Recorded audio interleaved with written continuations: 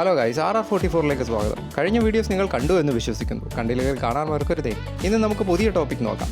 വളരെ ഇൻട്രസ്റ്റിംഗ് ആയതും നമ്മൾ ശ്രദ്ധിക്കാതെ പോയ ഒരു സബ്ജക്റ്റാണ് ഇന്ന് ഡിസ്കസ് ചെയ്യാൻ പോകുന്നത്. $144 മില്യൺ വില വരുന്ന ഒരു വാഹനമാണ് ഇന്നത്തെ ടോപ്പിക്. ലോകത്ത് 2 എണ്ണം മാത്രമേ നിർമ്മിച്ചിട്ടുള്ളൂ. നിരവധി ചരിത്ര നിമിഷങ്ങൾക്ക് ഭാഗമായിട്ടുണ്ട് ഈ വാഹനം. നാസയുടെ $1 മില്യൺ വില വരുന്ന ക്രോളറാണ് ഇന്ന് നമ്മുടെ ടോപ്പിക്. ലോകത്തിലെ ഏറ്റവും വലിയ സെൽഫ് പവേർഡ് വെഹിക്കിളാണ് നാസയുടെ ക്രോളർ. ഇതിനെ മിസൈൽ ക്രോളർ ട്രാൻസ്പോർട്ടർ ഫെസിലിറ്റീസ് എന്ന് വിളിക്കുന്നു. ഇതിന് 40 മീറ്റർ അഥവാ 131 ഫീറ്റ് നീളവും അതുപോലെ തന്നെ 35 മീറ്റർ അഥവാ 114 ഫീറ്റ് വീതിയുമുണ്ട്. അതായത് ഒരു ബേസ്ബോൾ കോർട്ടിനേക്കാൾ വലിപ്പം ഇതിനുണ്ട്. ഉയരം വരുന്നത് 6 മുതൽ 8 മീറ്റർ വരെയാണ്, അഥവാ 20 ഫീറ്റ് മുതൽ 26 ഫീറ്റ് വരെ. ഉയരം അഡ്ജസ്റ്റ് ചെയ്യാനുമാകും. 1965 മുതൽ ഇത് നാസയുടെ ഭാഗമാണ്. $144 മില്യൺ ഏകദേശം വില വരും ഈ വാഹനത്തിന്. നാസയുടെ 1965 മുതലുള്ള എല്ലാ മിഷനുകൾക്കും ഈ ക്രോളർ ഭാഗമായിട്ടുണ്ട്. നാസയുടെ വെഹിക്കിൾ അസംബ്ലി ബിൽഡിങ്ങിൽ നിന്ന് ലോഞ്ച് കോംപ്ലക്സിലേക്ക് ലോഞ്ച് വെഹിക്കിളിനെ ട്രാൻസ്പോർട്ട് ചെയ്യുന്നത് ഈ ട്രാൻസ്പോർട്ടറുകളാണ്. നാസയുടെ അപ്പോളോ പ്രോഗ്രാമിലെ സാറ്റേൺ 1B, സാറ്റേൺ 5 റോക്കറ്റുകൾ 1981 മുതൽ 2011 വരെയുള്ള ട്രാൻസ്പോർട്ട് സ്പേസ് ഷട്ടിലുകൾ, പിന്നീട് ഇപ്പോൾ നടന്നുകൊണ്ടിരിക്കുന്ന ആർട്ടിമിസ് പ്രോഗ്രാമിലെ സ്പേസ് ലോഞ്ച് സിസ്റ്റം റോക്കറ്റുകൾ എന്നിവയൊക്കെ ഈ ക്രോളർ ലോഞ്ച് പാഡിലേക്ക് എത്തിച്ചു. 6 ഡിഗ്രി റൊട്ടേഷൻ തരുന്ന സ്റ്റിയറിംഗ് ആണ് ഇതിനുള്ളത്. ഈ ഭീമന് വരുന്ന ഭാരം എന്ന് പറയുന്നത് 2721 ടണ്ണുകളാണ്. Marion power shovel company design ചെയ്ത് 2 ക്രോളറുകൾ നിർമ്മിച്ചു. ചില കമ്പോണൻസ് ഡിസൈൻ ചെയ്ത് നിർമ്മിച്ചത് റോക്ക്വെൽ ഇൻ്റർനാഷണൽ ആണ്. ബക്കറ്റ് വീൽ എക്സ്കവേറ്ററുകളായ ബാഗർ 288, ഡ്രാഗ് ലൈൻ എക്സ്കവേറ്ററുകളായ ബിഗ് മസ്കി, പവർ ഷവലുകളായ ക്യാപ്റ്റൻ എന്നിവയൊക്കെ ക്രോളറിനേക്കാൾ വലുതാണ്. എന്നാൽ ഇവയൊക്കെ എക്സ്റ്റേണൽ സോഴ്സുകളാണ് പവർ ചെയ്യുന്നത്.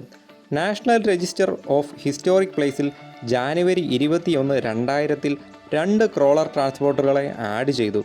Launch centre 39A, launch centre 39B എന്നിവയിലേക്ക് വെഹിക്കിൾ അസംബ്ലി ബിൽഡിങ്ങിൽ നിന്ന് 5.5 കിലോമീറ്ററും 6.8 കിലോമീറ്ററുമുണ്ട്. ഈ ജയന്റ് മെഷീനുകളുടെ വേഗത എന്ന് പറയുന്നത് 1.6 kilometre per അവറാണ്.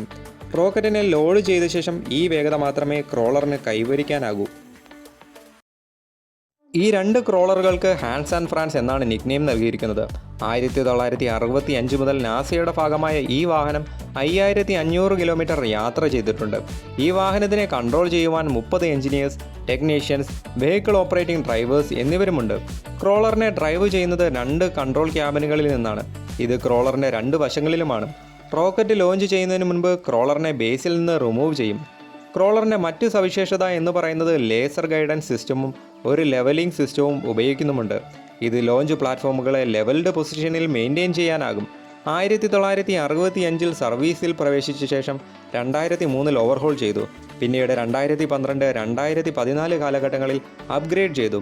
Heavier launch സിസ്റ്റംസിനെ support ചെയ്യുവാൻ ഇത് ഉപകരിച്ചു. പിന്നീട് 2014, 2016 ക്രോളർ ട്രാൻസ്പോർട്ടറിനെ വീണ്ടും അപ്ഗ്രേഡ് ചെയ്തു. ഇത് കാരണം 5400 ടൺ കപ്പാസിറ്റിയിൽ നിന്ന് 8200 ടണ്ണുകളിലേക്കെത്തി.